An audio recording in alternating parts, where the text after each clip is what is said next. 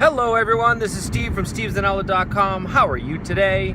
I wanted to put together a quick video. I'm going to try to actually keep it quick this time. Normally my videos tend to run somewhere around 10 to 12 minutes, but I'd like to keep this one kind of brief.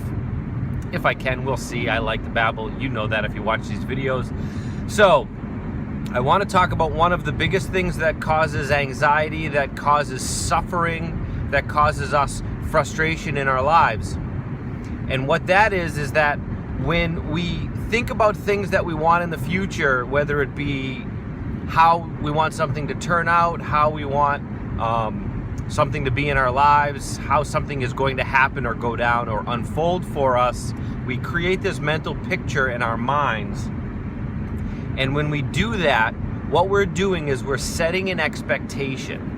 And anytime you set an expectation and then that expectation is not met the way you thought it would be, it creates this sort of frustrated energy inside of you, because you create what you believe to be the picture of how something is going to be done properly, well, perfectly, what's going to make you happy, the way it should be, air quotes, sorry, while I'm driving. When you set expectations, oftentimes the world doesn't ever measure up exactly the way you think it should. That isn't a bad thing. That isn't a good thing. That's just a real thing. That whenever you create a picture in your mind for how you think something is going to be, and then the reality around you doesn't match that, you're going to create suffering in your life. And one of the places where I was most surprised that this was happening in my life is in regards to my parenting. I have 3 children, and mindful parenting is something that I'm very passionate about. I think mindfulness, not only with my anxiety and with my panic attacks, but the way I parent my children has really changed and grown over the years. And mindfulness helps you to be more aware. And when you're more aware, you start to not only notice the emotions that you're feeling, but the elements that are actually stirring up those emotions. And for me, I found that I was getting frustrated with my children when I was trying to do something and they were interrupting me. So what was happening was I was creating an expectation that I was going to whatever, respond to an email on my phone, or do some work on the computer, or something as simple as setting the table, or something as, self-important or selfish as watching something on television. When I would set an expectation of, I want to do this right now, and then my children would come in, I would get frustrated, and I would find that I would actually be short with them because I wanted to be doing something else. And that's hard for a parent to come to terms with and actually admit, because as parents, we always want to feel like we're putting our children first. But the reality is that we're human beings and we have our own individual and personal needs that need to be met. Now, I'm not saying that it's good or it's bad to want to meet your own needs versus meeting the needs of your children. And in many ways, they're one and the same. Because when you have children and you're a parent, you take pleasure in meeting the needs of your children. But you can throw things out of balance in one of 2 directions. You can either not meet the needs of your children at all, or you can meet the needs of your children too much. And that happens a lot. People talk about the term nowadays is helicopter parent, is a parent that's constantly around and trying to protect and hover over their child so nothing bad ever happens to them. And in reality, we don't learn to grow unless things happen that we have to learn how to deal with.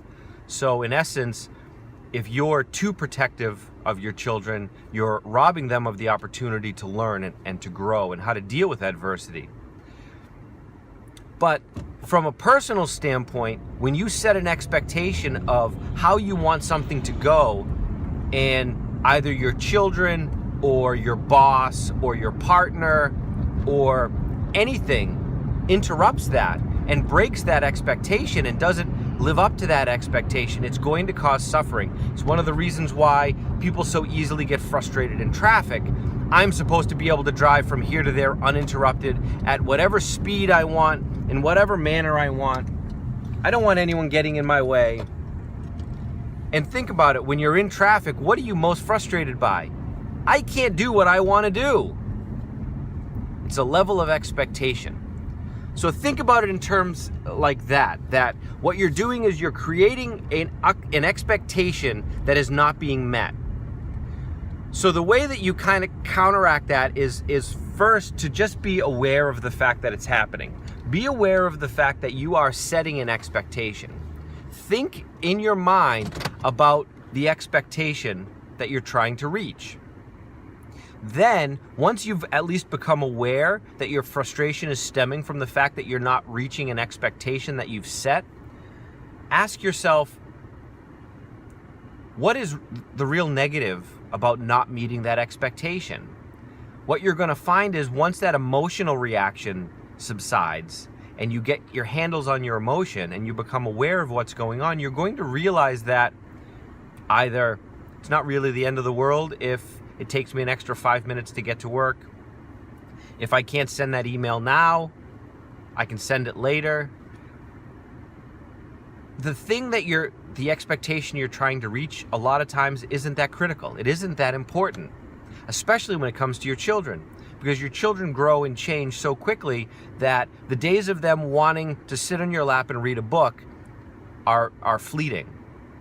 So when you can be more aware and change your expectation and say, you know what?